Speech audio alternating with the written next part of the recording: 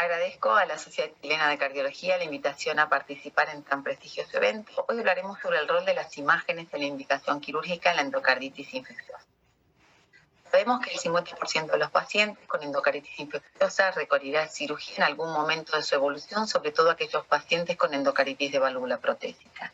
y que muchos de ellos lo harán en la fase activa de la infección. Los objetivos más ambiciosos de la cirugía es salvar la vida del paciente con el menor costo biológico, garantizando su mejor sobrevida a largo plazo. Para ello se trata de erradicar y controlar la infección, reparar las estructuras y restituir la función valvular, disminuyendo la incidencia de muerte y de eventos embólicos, estabilizando hemodinámicamente al paciente, aunque sabemos que el momento óptimo es controvertido. Esto se debe a que debemos tratar siempre de no operar ni demasiado temprano ni demasiado tarde al paciente, ya que los pacientes con endocarditis infecciosa con indicación quirúrgica tienen un riesgo que cambia hora tras hora y generalmente esto lo hacen en dirección desfavorable. Los tiempos en relación a la indicación quirúrgica en las diferentes sociedades científicas, si bien son diferentes, cada vez se tiende a recomendar una cirugía mucho más temprana. Pero tenemos algunos gaps en la evidencia, ya que no hay un consenso respecto a las indicaciones en pacientes cuando tienen complicaciones neurológicas o la cirugía temprana para prevenir eventos embólicos en pacientes asintomáticos o la endocarditis de válvula protésica. Sin embargo, en lo que sí están de acuerdo todas las sociedades científicas es que el manejo de estos pacientes debe ser multidisciplinario, tratando de tomar una estrategia individualizada en cada paciente, que siempre se debe tratar de reparar cuando esto es posible y que debemos estratificar a los pacientes con un score específico para endocarditis, tratando de seleccionar los casos que se van a beneficiar con la cirugía y evaluando el riesgo con un abordaje quirúrgico versus un abordaje conservador de acuerdo al cuadro clínico del paciente. También debemos reconocer que existen nuevos grupos con mayor riesgo, como nos recomienda el doctor Filber Habib, a tener en cuenta, como son los pacientes añosos, la endocarditis nosocomial, o pacientes con cardiopatías congénitas o dispositivos, los adictos, los pacientes inmunodeprimidos por diferentes tipos de tumores, por ejemplo, o la endocarditis relacionada con el COVID. También aumenta la incidencia de endocarditis relacionada con distintos gérmenes y tenemos nuevos métodos de diagnóstico y nuevas alternativas terapéuticas como novedades en estos últimos años. Para citar un ejemplo e ilustrarlo, veamos un caso de una endocarditis relacionada con un dispositivo oclusor de una comunicación interauricular, como ven en esta imagen, o el caso de pacientes con cardiopatías congénitas, ya sea transposición de grandes vasos o cirugías de Fallot con endocarditis, o un paciente con una prótesis aórtica endovascular con endocarditis relacionada con... Y finalmente, un paciente de 23 años que cursó un cuadro de endocarditis y después de una consulta bastante prolongada, con varios hisopados de por medio, llega a nuestra institución ya con gran destrucción valvular y compromiso incluso de la función ventricular, que termina con un shock séptico y falleciendo el paciente. Sabemos que la endocarditis infecciosa es una infección que, si bien es rara, su mortalidad no había cambiado en las últimas décadas. Sin embargo, tenemos buenas noticias y según el Congreso Europeo de Cardiología, la mortalidad en el registro Euroendo ha disminuido significativamente. Pero esto no es lo que observamos en países latinoamericanos, donde la mortalidad intrahospitalaria y la mortalidad quirúrgica persiste elevada, como ven en estas imágenes. El diagnóstico de la endocarditis se basa en 3 pilares fundamentales y uno de ellos lo constituyen las imágenes cardiovasculares. En todas las patologías actualmente se recomienda el abordaje desde las multimodalidades y la endocarditis no está fuera de ello. ¿Y esto por qué sucede? Porque recordemos que el 15% de los ecocardiogramas, incluso transesofágicos, pueden no ser concluyentes, sobre todo en pacientes con prótesis valvulares o con diferentes tipos de dispositivos que constituyen el 30% muchas veces de la población con endocarditis. Y ahí la tomografía nos puede ayudar, sobre todo en pacientes con sospecha de complicaciones o donde tienen contraindicado el transesofágico, o los estudios de medicina nuclear que han demostrado reducir los errores diagnósticos permiten reclasificar a esta población. Si sospechamos complicaciones, no hay lugar a dudas que la indicación del estudio inicial es el transtorácico más el eco transesofágico, y esto está avalado por las diferentes sociedades científicas, ya que el estudio nos permite dividir en los 3 grupos de pacientes con indicación quirúrgica en endocarditis infecciosa, ya sea los pacientes con indicaciones por compromiso hemodinámico, por compromiso infeccioso o para disminuir el riesgo de eventos embólicos. Y ahí la ecocardiografía, junto con las otras modalidades de imágenes, nos ayudarán a determinar el tipo de lesión valvular y el compromiso de la función ventricular y todo el daño producido por la infección, así como las características de las vegetaciones. Tanto la tomografía, la resonancia como los estudios de medicina nuclear son actualmente recomendados en pacientes para evaluar la extensión local de la infección, eventos embólicos y particularmente pacientes con prótesis y con dispositivos, ya que, como decíamos previamente, nos permiten establecer el compromiso perivalvular con mayor certeza, sobre todo en pacientes con prótesis y dispositivos, o en el caso de la resonancia, para evaluar eventos embólicos o en algunos casos, aunque raros, la presencia de miocarditis. Esto está avalado, como ven, por las últimas guías publicadas tanto por la Sociedad Europea como Americana de Valvulopatías, donde tanto la tomografía como los estudios de medicina nuclear son parte de los algoritmos diagnósticos cuando se sospechan complicaciones. Y también por la Sociedad Europea, en este último año, en las recomendaciones de fuente cardioembólica relacionada con endocarditis infecciosa, se recomiendan las multimodalidades de imágenes, cada una en su escenario en particular. Recordemos que entre los criterios diagnósticos y nuevos de endocarditis infecciosa están las complicaciones perivalvulares, como son el pseudoneurisma, las fístulas, las perforaciones y aneurismas, como así también la evidencia de actividad anómala alrededor de los implantes de prótesis o de dispositivos a través de los estudios de medicina nuclear y las lesiones por tomografía. Por eso es importante hablar del valor de las multimodalidades de imágenes en los pacientes con indicación quirúrgica y en la endocarditis en particular. Aquí tienen imágenes de estos nuevos criterios de diagnóstico incluidos en las guías 2015 de endocarditis infecciosa, y se agregan la tomografía y la resonancia magnética como los criterios menores por el diagnóstico, de infarto pulmonar, aneurisma infeccioso o hemorragias intracraneales. Vemos que las principales indicaciones de cirugía están relacionadas con la insuficiencia cardíaca, que ocupa el peso, ya que es la principal indicación, las infecciones no controladas, generalmente debidas a extensión perivalvular, y para prevenir eventos embólicos. Las imágenes nos ayudan a determinar las causas de las insuficiencias cardíacas, que generalmente se deben a regurgitaciones valvulares severas o gran destrucción valvular, y en algunos casos también a vegetaciones obstructivas. También nos permite establecer el mecanismo subyacente de la regurgitación valvular, como puede ser una ruptura de cuerda tendinosa del músculo papilar o la presencia de una válvula Fleyl, o la extensa destrucción valvular, como vemos en estas imágenes, tanto en la válvula mitral aórtica como en la válvula tricúspide en una paciente con aborto séptico. De igual manera, el eco es útil para evidenciar signos de tolerancia hemodinámica, como lo es el cierre precoz de la válvula mitral, la presencia de hipertensión pulmonar o un patrón de tipo restrictivo,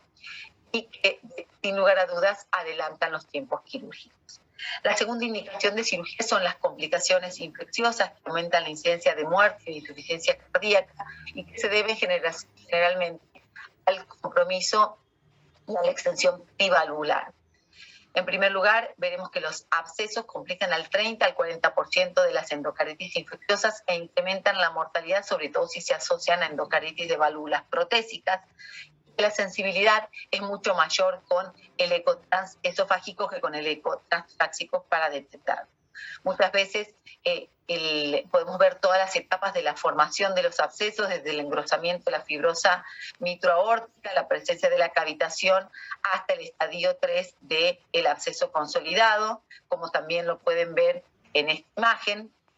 Y recordemos que los abscesos tienen diferentes localizaciones y no solamente debemos ver el cuadro clínico del paciente, sino también evaluar el electrocardiograma, ya que muchos pacientes, como es el caso de un paciente que tuvimos recientemente, evolucionan con trastornos de conducción. Este es un paciente de 68 años que ingresó en shock séptico y que presentó una endocarditis de válvula aórtica con infarto esplénico y que intercurre con un bloqueo AV completo, donde después de evaluar el segundo eco transesofágico, objetivamos que tenía un gran absceso en la fibrosa mitroaórtica. El aneurisma es otra de las complicaciones infecciosas que lleva a la cirugía. Acá observan un aneurisma en la valva anterior mitral y aumenta la mortalidad y la necesidad de cirugía, teniendo el eco transesofágico una sensibilidad obviamente que duplica a la del transtorácico para su diagnóstico. Debemos recordar que al no tener adventicia las valvas, es mejor decir que es un aneurisma perforado más que un pseudoaneurisma y llamar pseudoaneurisma a los que comprometen a la fibrosa mitroaórtica. Recordemos que todos son parte de un mismo proceso inicial. Muchas veces se forman las vegetaciones, estos trombos infectados llegan a destruir la válvula y generan regurgitaciones valvulares y se impacta generalmente sobre la valva anterior mitral, colonizando la misma, formando grandes vegetaciones que llevan a la formación de aneurismas, se perforan y llevan al compromiso no tan solo de la válvula aórtica, sino también de la válvula mitral con su perforación. Por eso en el compromiso de la válvula aórtica, mirar siempre que no haya abscesos de la raíz, descartar las embolias coronarias y observar bien las lesiones producidas por el JET, que llevan generalmente a las cirugías, y ante la sospecha de embolias sépticas a distancia, recordar el valor de las otras imágenes. Vamos a mirar todas las válvulas, como vieron recién. El compromiso de la válvula aórtica generalmente se acompaña de compromiso de la válvula mitral y lleva a la formación de estos aneurismas. A veces se acompaña de la presencia de derrame pericárdico, el cual puede estar presente en el 8% de esta población. Aquí tienen la imagen más clara del aneurisma sobre la valva anterior que terminó perforando la valva. ¿Sí? Recordemos también el concepto del diagnóstico diferencial con fístula. La fístula, a diferencia de la perforación, es una comunicación entre dos cavidades vecinas y es la complicación más temida de la endocarditis infecciosa, ya que tiene una mortalidad muy elevada, como observan en esta imagen. Los pseudoaneurismas no solo pueden evolucionar a fístulas, sino también pueden comprimir cavidades, y la mejor forma de evaluar el compromiso que tiene este pseudoaneurisma es a través de la tomografía, que tiene mayor resolución espacial que la ecocardiografía. Otra de las complicaciones de la endocarditis infecciosa es el gerbode adquirido. A diferencia de la fístula, tiene un flujo netamente sistólico, como ven acá, y no tiene el flujo diastólico como vimos en un paciente recientemente. Otra también de las indicaciones es el rocking valvular, que es el desprendimiento de más del 40% de la prótesis y es una indicación de cirugía de urgencia. Y finalmente, la última indicación de cirugía es para prevenir eventos embólicos. Nosotros, a través de las imágenes, lo determinamos evaluando las características de las vegetaciones. A mayor tamaño y si se asocian a falla cardíaca o embolias, estos pacientes tienen clara indicación de cirugía, y aquí les muestro un ejemplo de una endocarditis de válvula aórtica que finalmente termina con cirugía con una vegetación mayor de 10 milímetros de longitud. También debemos recordar que en las últimas guías de endocarditis, veremos qué pasa en las próximas, recomiendo una mayor precocidad en la intervención en pacientes con vegetaciones y que se encuentren estables, y esto se basa en un único estudio. Veremos los resultados o las recomendaciones de las próximas guías respecto a este punto en particular. Como vemos, en el diagnóstico tanto de la vegetación como de las complicaciones del endocarditis no son 100% sensibles ni específicos, y por eso muchas veces es necesario recurrir a otras modalidades de imágenes, como puede ser el eco tridimensional, el cual es muy útil para evaluar las vegetaciones y las complicaciones perivalvulares, más familiaridad con la imagen, con el cirujano, y nos permite ver la relación de la extensión perivalvular de la infección con las otras estructuras y con las prótesis valvulares. Aquí una imagen de una gran vegetación, aquí una imagen tridimensional de un absceso y de una vegetación tanto en prótesis nativas como en una válvula nativa como una prótesis valvular. Recordemos que a veces cuando las prótesis son muy pequeñas y muy móviles,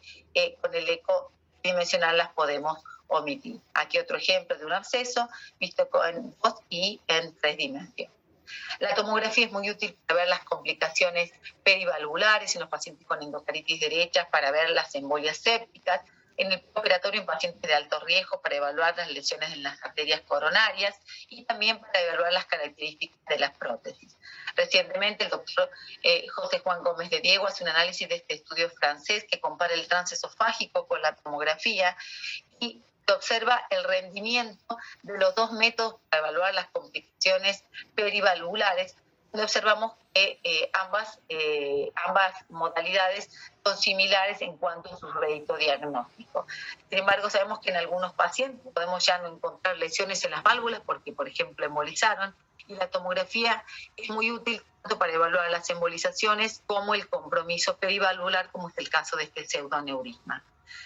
Otro ejemplo del valor de la tomografía es el registro de TAVI, donde se observó que los pacientes con endocarditis y TAVI tuvieron en 1 de cada 10 pacientes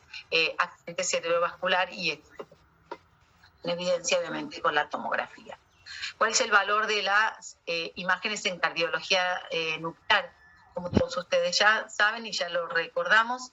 nos permite reclasificar en base a los nuevos criterios diagnósticos a los pacientes con alta sospecha de endocarditis. Principalmente, como lo dice el doctor Albert Roque, porque unimos dos modalidades, una con alta resolución espacial y otra con alta sensibilidad metabólica. Esto nos permite en el estudio podamos analizar tanto la distribución de los radiotrazadores, la intensidad de la señal y alteraciones anatómicas, pudiendo diferenciar infección de inflamación. Y esto que se ponía en duda si podíamos hacerlo antes o después de los 3 meses del implante, nos viene a aclarar este estudio recientemente publicado, donde claramente nos muestran que los pacientes que tienen infección, la captación es más focal con un patrón heterogéneo y más intenso, a diferencia de que cuando hay inflamación, el patrón es más bien difuso, homogéneo y de baja intensidad. Otra de las indicaciones de los estudios de medicina nuclear es cuando los pacientes son de alto riesgo y se decide sobre todo un tratamiento conservador para hacer el seguimiento y monitorear las complicaciones en pacientes con cardiopatías complejas, en pacientes con diagnósticos dudosos, como es este caso de un paciente que finalmente lo que tenía era un cidatídico con un PET absolutamente negativo en relación a su CDI, o en pacientes que tienen endocarditis postrésicas a repetición, donde el PET es muy útil para establecer la puerta de entrada. También debemos destacar los beneficios de los estudios de medicina nuclear para detectar embolias sépticas, como son las embolias esplénicas o las embolias pulmonares, o para evaluar, como decíamos inicialmente, respuesta al tratamiento antibiótico en pacientes inoperables, sin dejar de estar atentos a todos los falsos positivos que nos puede dar el PET. Finalmente, las imágenes por resonancia son útiles para evaluar las lesiones isquémicas y a veces la presencia de microsangrado. Como vemos, las imágenes tienen un rol muy importante en los pacientes con endocarditis. Cada una tiene sus aportes específicos. No se debe hacer todos los estudios a todos los pacientes, ya que cada uno tiene sus aportes en el compromiso hemodinámico, en lo anatómico y en lo funcional, y debemos conocer los aportes de cada una de las modalidades. En relación a la cirugía, no hay un rol exclusivo de un estudio que determine la conducta, sino es la integración de los datos del cuadro clínico, los métodos complementarios y la experiencia de nuestro centro que definirá el mejor tratamiento. Muchas gracias por su atención.